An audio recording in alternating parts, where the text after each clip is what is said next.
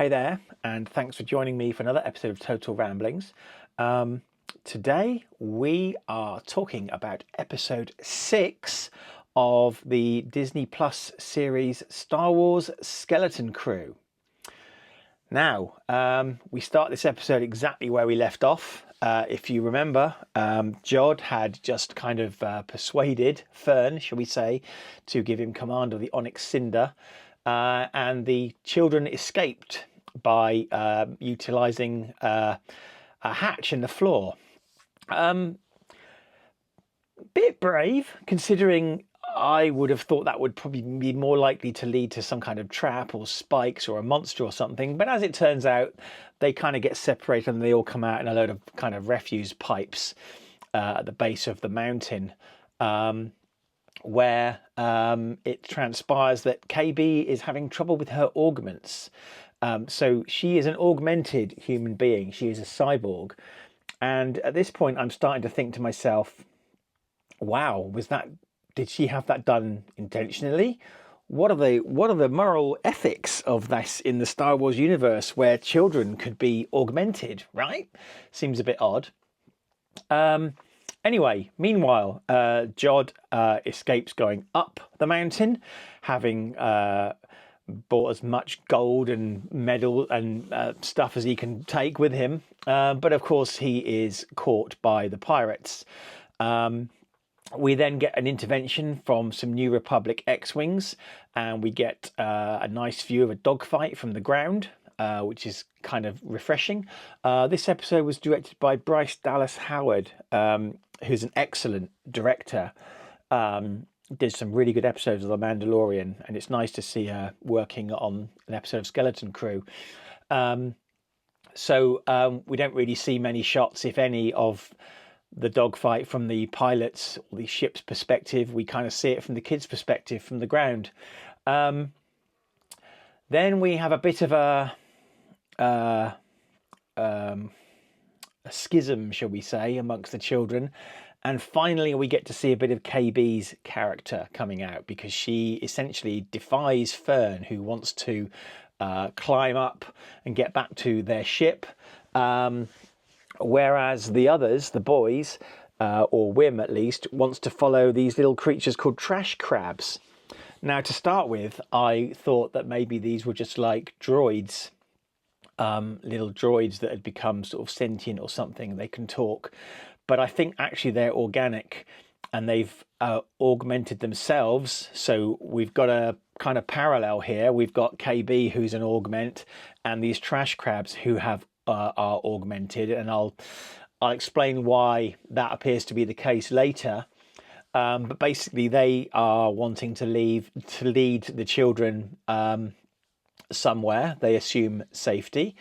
So the team split up. Fern and Neil go together to climb, and Wim and KB go off together. Meanwhile, Captain Jod has returned back to the pirate fleet, and they've actually got a bit of a sizable little fleet. It's quite good. So, and he is basically sentenced to death by airlock, but persuades Captain Brutus, who's a sort of Wolfman type thing, as we saw in Star Wars Episode 4, Star Wars as I call it.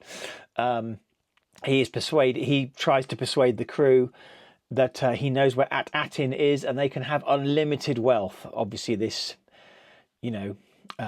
persuades some of the crew, and they decide to follow him up on this, but otherwise he's going to be sentenced to death by airlock.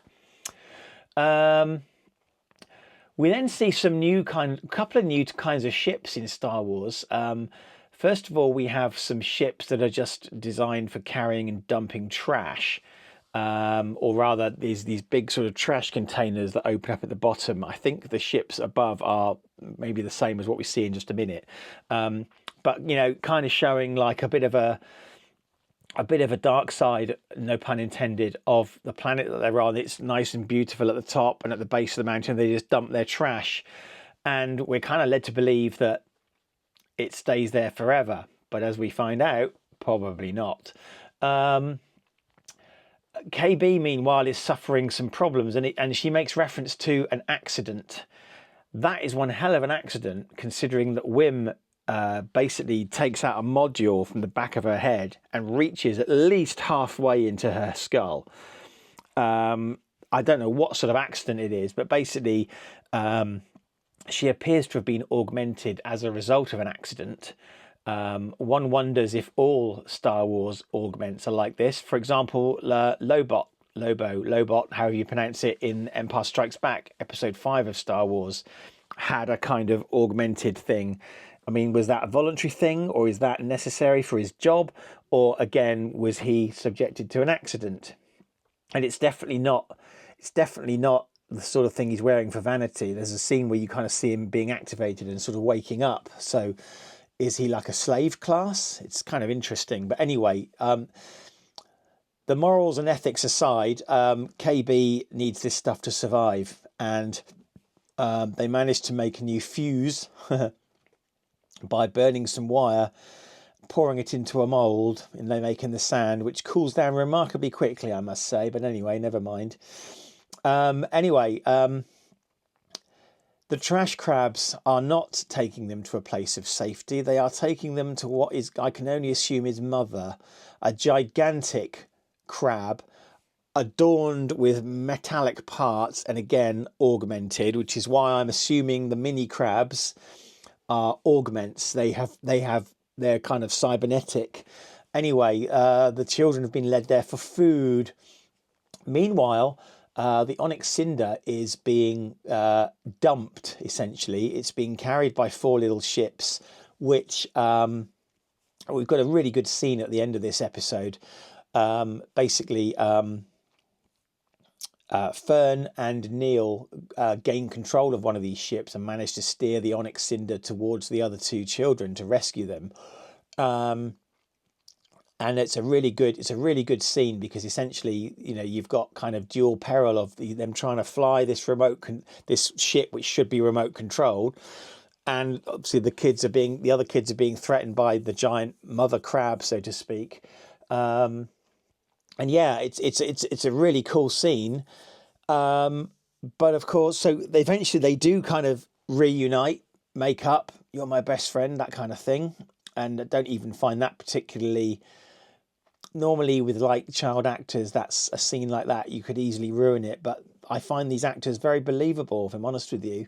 There's no overdue sentiment here. But the danger is not over because having been essentially almost eaten by a literal crab, there is now a metallic kind of smelting crab heading for the Onyx Cinder. And it turns out all this trash that's being dumped is presumably being recycled, melted down by this gigantic machine, which again resembles a crab. So we've got this augment kind of connection going on, and then we've got this kind of crab kind of connection going on.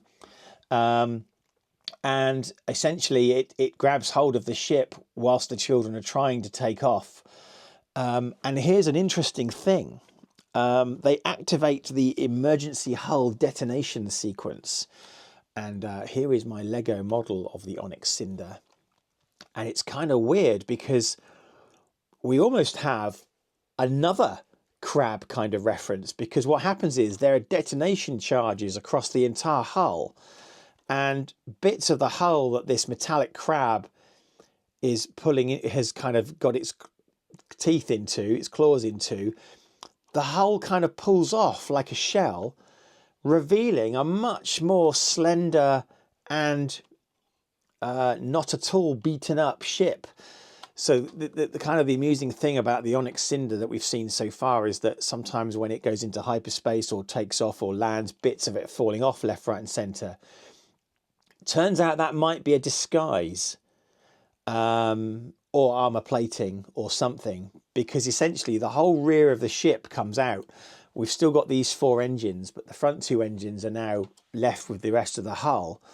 And we've got kind of 4 engines here, and this Lego model doesn't really show it. There's kind of 4 secondary engines here. I don't know if they're hidden underneath this hull. I don't think we've seen them before, but essentially, and it pulls out and Wim calls dibs on the new ship, but it looks like a much sleeker ship. And I'm sort of wondering if, a bit like the Millennium Falcon, is the sort of beaten up exterior kind of a bit of a disguise for what's actually really underneath, you know. And again, it's a bit like a hermit crab kind of finding a new shell.